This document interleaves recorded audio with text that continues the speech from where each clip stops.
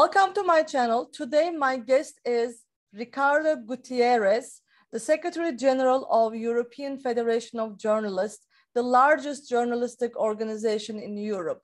We'll learn about the details of their work, their important work. But before we start, I want to share you how I got to know this organization. Unfortunately, it was during one of the worst times of my life in 2016. As a journalist who had to flee Turkey for Brussels, I was in a desperate condition. I didn't know what to do. And the situation in Turkey was already unbearable for many journalists like myself. And at that time, the support and solidarity of European Federation of Journalists and Mr. Gutierrez still means a lot to me. And I witnessed their help to journalists who are in difficult situations firsthand. I truly appreciate their work, especially at a time when media freedoms are going worse, in the worst direction everywhere in the world. After this introduction, I would like to say welcome to my channel, Mr. Gutierrez. Thank you for your invitation. Okay, I still call you Mr. Gutierrez, but I know you told me that I can't call you Ricardo, but I might switch back and forth, but it doesn't matter. I know that your hands are very full. You have been traveling around the world to the problematic places. And I know that currently you are busy with Ukraine and after Russia's invasion, occupation of the country. Can you tell us a little bit about the biggest challenge that media is facing right now in the world? I think most of the journalists in their own capacity are facing I would say a global trend of hostility, and not just from those in power, politicians, corporations, and other powerful organizations. I think that one of the main problems today is the mistrust from the population, from citizens. It's a very serious concern for a professional organization like ours, because it's totally, I would say, the core business, the core mission of a journalist is to serve the public opinion, the public interest. And when there is distrust from the public, it's really a fundamental, I would say, concern for our organizations and for many journalists. You can have a look at how journalists are treated when they are covering demonstrations, for example. Some demonstrators, journalists used to be attacked or harassed by the police. Now they are attacked and harassed by the citizens themselves. So that's a real problem, I would say.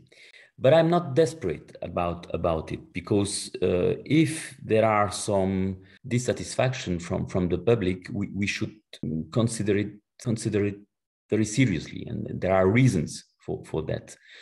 I think we should provide more deeper journalism, to show that we are really, as journalists, independent, working in the public interest, not working for corporations' interest or politicians' interest. And that's why I'm not desperate. I believe that many journalists are conscious about, they understand this dissatisfaction from the public, and this can have a very positive impact on the profession and on the way. I think that more than ever before, journalists now are taking care of this, the public interest, and maybe we are doing the job in a more transparent way as well, and you see that when there are big investigations like the Panama Papers and so on, the big worldwide investigations on corruption cases and things like this, there is always now a section in these journalistic production explaining how the journalists have been working.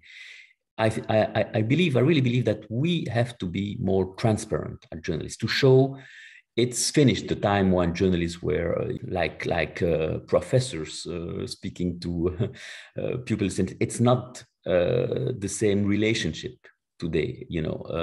Every single citizen can become a journalist, or you made a very interesting point, saying that there is a global trend of hostility towards journalists. After fleeing Turkey from Erdogan's regime, I ended up in the United States. Currently, I live in the United States, and I happened to witness Trump, who portrayed journalists as the enemy of the state. And we all know how dangerous of an approach it is, you know, to portray journalists as if they are working against the interest of the people. As you said, by definition, journalistic work is in the interest of the public. It's a public service in a way. You seem to take responsibility as journalists and said that we need to be more transparent. But what about the responsibility of populist politicians and this rhetoric against journalists? What's the root cause of this global hostility? I totally agree with you. But I think before criticizing external causes, I would say it's important also to look at our own attitude, you know, and our own responsibility. But of course, you are fully right. We are facing a wave of demonization, vilification of journalists by some politicians, not all of them. But this narrative is becoming very common now, you know. And I think it's a way for politicians to weaken the media as a public watchdog. You know, that's our role in the society, to be the watchdog for the citizens. And it's an easy way, you know, to weaken journalists, you know, to blame them as enemies of the people, as you said, as well, not you said, but Trump said, and many other European leaders, because we have the same narrative in many European countries, and not only Poland and Hungary. So yes, that's a problem, and many people are just believing these politicians. You know, because they are frustrated by the society, they have reasons to be maybe in that mood. And that's why we have a responsibility as journalists to explain what we do, to show, to demonstrate that what we are doing, it's not in the interest of the media owner or the boss of the public broadcaster company. No, our real task is to deliver independent, reliable information to citizens, to make them better citizens, I would say, more well-informed citizens, taking decisions, being informed about the reality of things. And some politicians are simply not comfortable with the idea that we are showing truth. I think that's the core mission of journalists, you know, to tell the truth. And there are many interests, private interests, political interests, which are not comfortable with the idea of sharing the truth, telling the truth to the citizens. So that's why I started to focus on our own responsibility as journalists. We should take this into consideration. The way we work should be different, considering this need of transparency and so on. But of course, you are right. We are facing a wave of vilification, demonization, with the one and only aim is to weaken the press as a counterpower in the society. Ricardo, as you pointed out, people sometimes see media as representatives of big corporations, especially in the United States. And honestly, I can't really blame the people, because most of the largest media organizations are run by corporations, and independent journalism is becoming more and more difficult, not profitable. Journalists cannot make a living. So there is a dilemma here. How could journalists maintain their independence and work in the public interest while corporations control the media? That's a real problem, you know, the concentration of media ownership and the fact that big corporations now are controlling most of the media. I think the public authorities have the responsibility to support media pluralism. It's, you know, if you look at the European standards regarding media freedom, we used to say that there is a positive obligation for states to promote media pluralism. Positive obligation, that means that states should take action, you know, to promote media pluralism. So they should support local media initiatives, for example, independent journalism. And that's what we are doing right now with the Commission. We are participating in European Commission, for those. Yes, they launched programs, to support local journalism, local independent journalism. So that means it can be to give financial support to a group of local freelance journalists, trying to build together an online media company, because it's possible now to launch a media without many financial resources. You can start easily by just setting up a... Are you talking about Europe? Because independent journalism and freelance journalism is one of the most difficult in terms of financial freedom. It is. So Indeed. Are we talking about Europe? Because I know so many journalists in exile, they are not able to continue their profession because it's simply not sustainable financially. That's why I say that these journalists or these groups needs support. And by support, I mean public support. So we should find ways to fund these initiatives in order to maintain pluralism. That's the core, I would say, responsibility for a state to maintain pluralism. That means that we need private media, big corporation media, why not?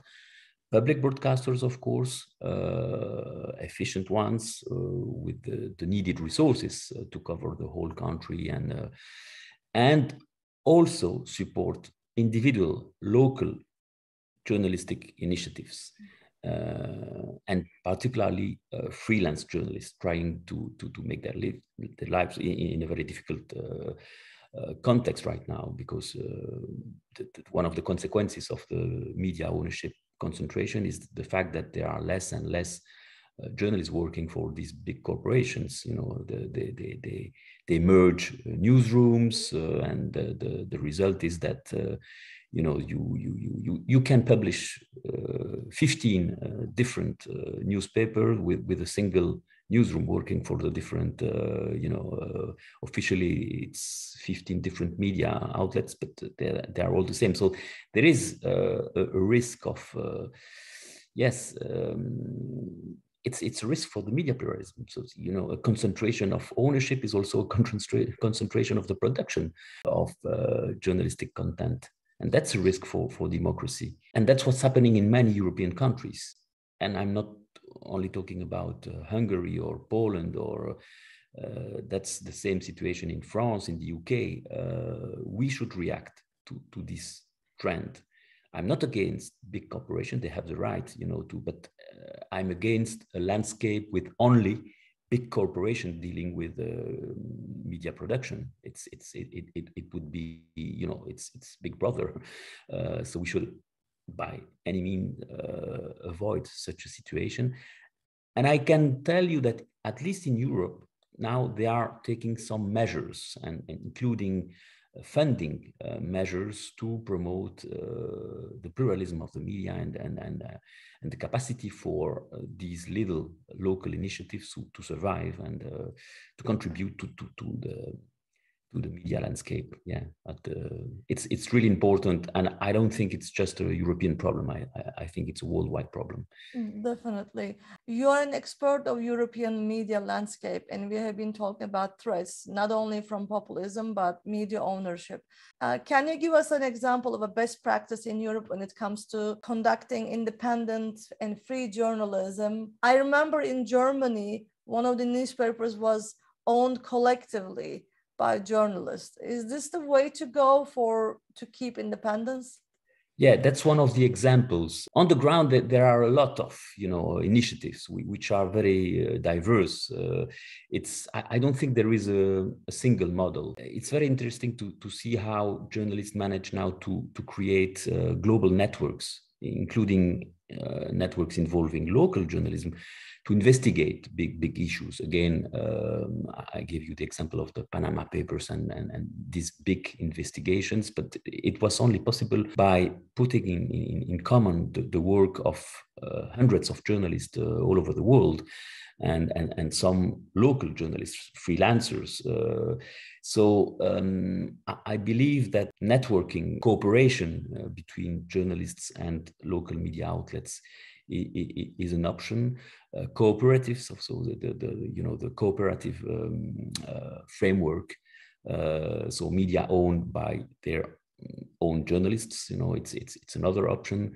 NGOs, there are more and more NGOs supporting journalistic activities. So these are not really media companies, but organizations dealing with human rights and so on, investing in journalism because they know that it's like complementary to their core business. So it's not communication about what they do, but there are more and more NGOs funding journalistic initiatives. I see reasons to be optimistic about the future of journalism. I really believe that as citizens, we need journalism. It's like a public good, it's like water. In a way, people need to understand that independent and free journalism is in the interest of everyone. It's an enlightened self-interest. We need to protect independent journalists in order to protect our own rights. Exactly.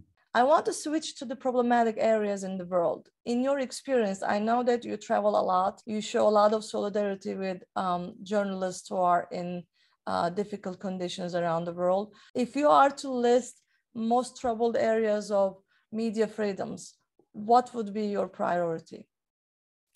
Well, since end of February, you know that I'm mainly working on European, I would say, context.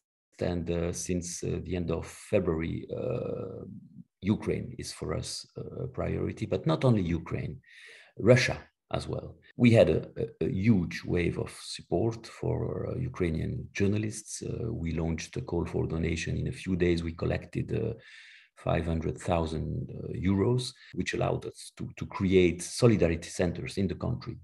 We have now 6 solidarity centers in Ukraine, including in eastern Ukraine near the front line. Solidarity centers where journalists can find, protective material, equipment, helmets, bulletproof vests, and so on, but also an internet connection or a laptop to write an article. So it was really important for us to provide them with the capacity to do their work, because you don't have any more newsrooms in Ukraine. Media outlets disappeared, of course, with the war. So most of the journalists are working for themselves, and they need, of course, a kind of infrastructure. It's a bit strange, because when the war started, we thought that the priority was to provide them with the capacity to escape, to leave the country. Mm-hmm. So we worked on evacuation plans, and it was a failure from us, because some of them decided to leave the country, but the huge majority of journalists decided to stay there, to cover the war, to support. It was the way for them, to support the war effort, to work as journalists covering the war crimes and so on. So we changed our plans. We have 2 strong member organizations in Ukraine representing 20,000 journalists. And together with them, we decided to create these solidarity centers, which are really successful. It's a way for us to really support. And this was funded by a journalist organization in Europe, by donations. But we should also not forget Russian independent journalists. They are in a dramatic situation. That if they write in their journalistic production the word war, they special will operations, special military operation. Yeah. Writing war means the risk to get a sentence of 15 years in prison. So it's total censorship. Many of them are trying to leave the country. It's not possible because of the sanctions. There are not any more flights between Brussels and Moscow, or Paris and Moscow. So many of them are in exile in Istanbul, Tbilisi in Georgia. And I should admit that many European governments are not supporting them at all. It's very difficult for them, for example, to get a Schengen visa, to be allowed to travel to Europe. We have lists of hundreds of Russian journalists trying to leave Russia, and it's impossible for them. And European countries are not delivering the visas. That's shocking news to me. Because that's shocking. But in a way, are you punishing independent, free Russian journalists who are fighting against the oppressive regime, and you are punishing them? That's that's the problem of sanctions. These kind of political. Of course, there are targeted sanctions against Russian politicians and so on, but there are global sanctions against all Russians, and we don't. European governments they don't do the difference between an independent journalist or a propagandistic journalist from state-controlled media. So that's a real pity, and we are working a lot also since the end of February on the support to Russian journalists, basically giving them financial support when they are in exile in Istanbul, for example, without any resource, financial resource, I mean. So we send money to them. We try to convince some European countries to deliver Schengen visas, so to allow them to leave country to travel to Western Europe and so on. But just to show you that it's important to rely on a professional organizations like ours, which are not political organizations. We don't care about, we are not anti-Russian or pro-Ukrainian. We are pro-journalists, pro-independent and reliable journalism. And we support all journalists in needs. We don't, now coming back to your question, the situation remains very difficult in Turkey. And you know this better than me. In Azerbaijan, in Russia, of course, so I would say that globally, the situation is worsening all over Europe. It's not just because we're talking here about the usual suspects, but you should know that there are also media freedom problems in the UK, in Belgium, in France. In 2020, in France, we had a list of 200 journalists attacked by police, facing police violence while they were covering demonstrations. So it's global. And the other point is that, and it's, I would say, very important for us to fight against media freedom violations, but also to fight in favor of good working conditions for journalists, because for us it's related. If you have good working conditions but not any media freedom, you cannot do your work properly as a journalist. And it's the same if you have media freedom but bad working conditions. So these two elements for us are related, and we try to fight for both in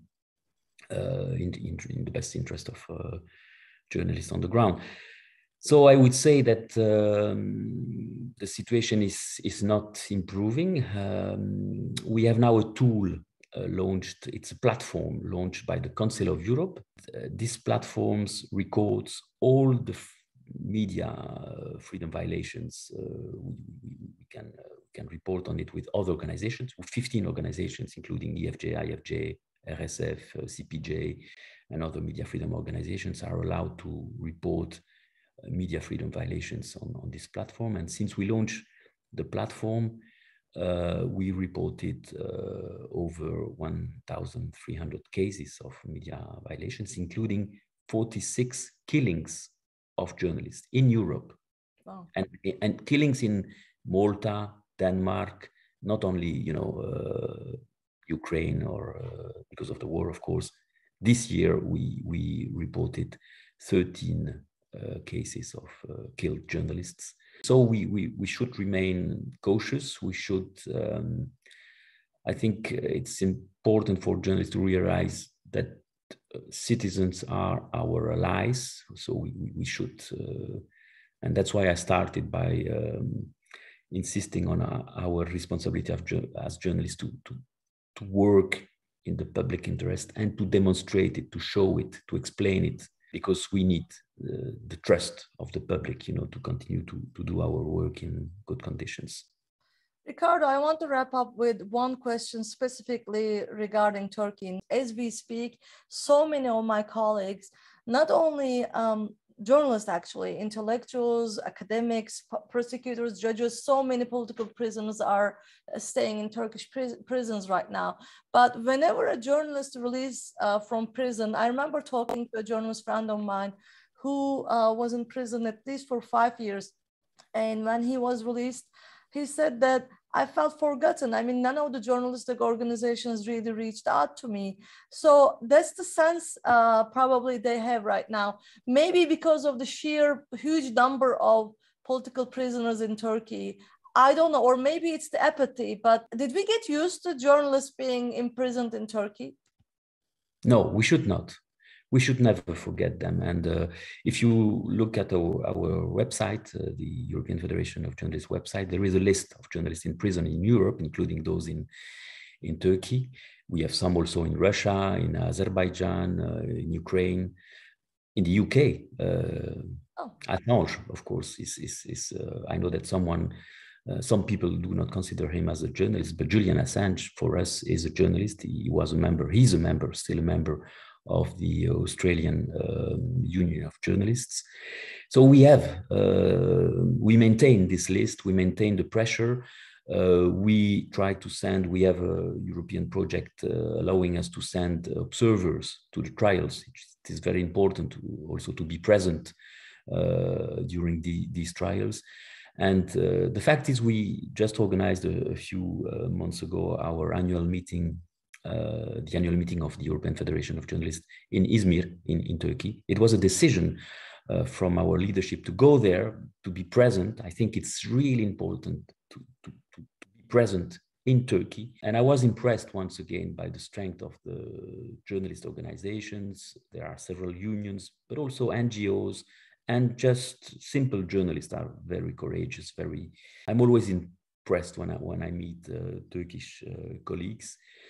Because despite the situation, the pressure from the government and from the judiciary as well, from the police, they remain strong. They remain, they, as I said before, they really show they work in the public interest, and they are not afraid by this pressure.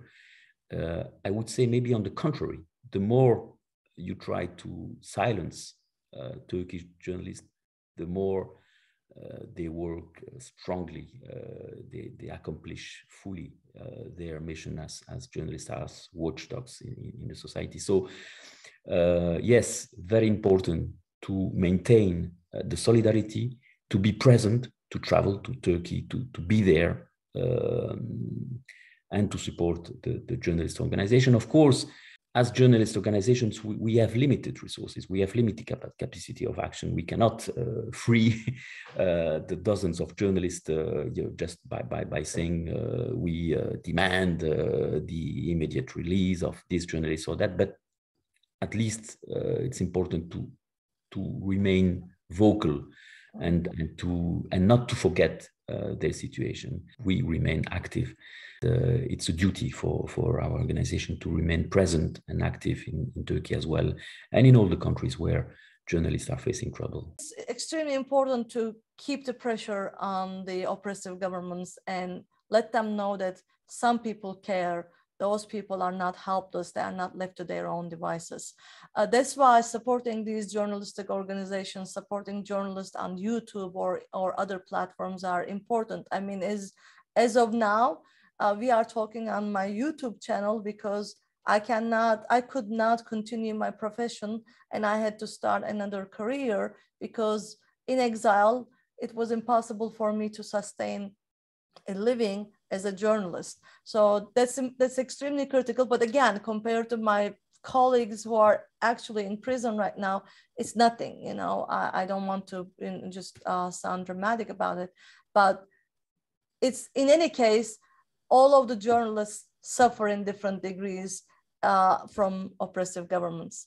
I truly appreciate your work, and I would like to thank you again for being my guest. Is there anything else that you would like to?